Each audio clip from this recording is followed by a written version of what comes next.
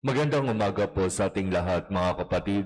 Magandang umaga po, Father. Ngayon po ay araw ng Huwebes sa ika-21 linggo sa karaniwang panahon, pag-alaala kay Santa Monica, ang ina ni San Agustin. Mula sa ating ebanghelyo, napakaganda ang ipinapaalaala sa atin. Magbantay kayo, maging handa kayo, sapagkat hindi ninyo alam kung anong araw paririto ang inyong Panginoon. Maging handa kayong lagi. Sa katotohanan, dalawa ang iniintay nating darating. Itong dalawang iniintay natin na ito, hindi natin alam kung kailan mangyayari. Ang una, ang pagdating ng kamatayan sa ating buhay.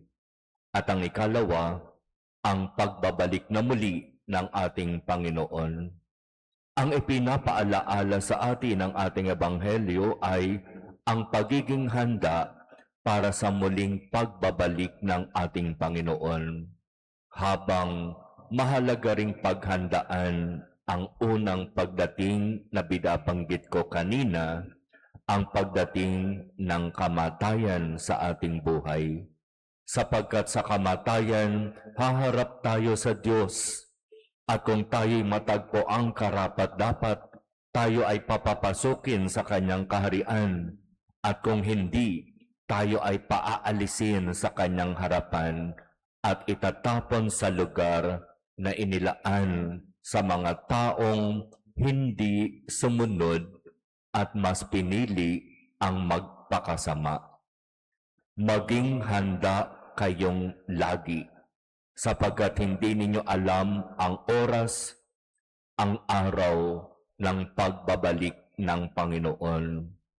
Maging handa tayong lagi, sapagkat hindi natin alam kung kailan darating sa ating buhay ang kamatayan. Kahapon, binulaga tayo ng isang balita na para bang ang hirap paniwalaan.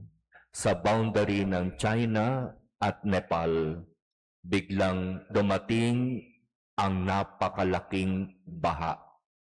Halos isang village ang na-wipe out at maraming mga dinaanan ng baha ang lumubog at pinapangambahan marami ang namatay.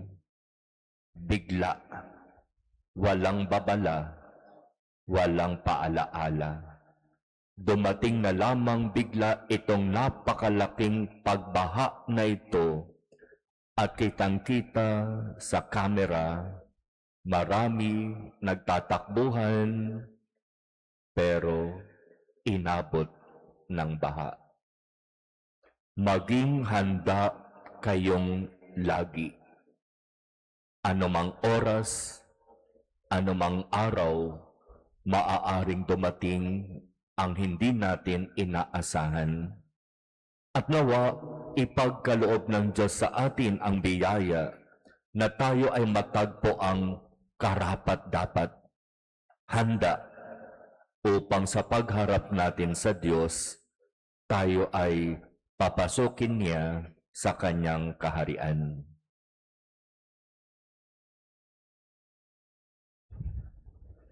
Amen.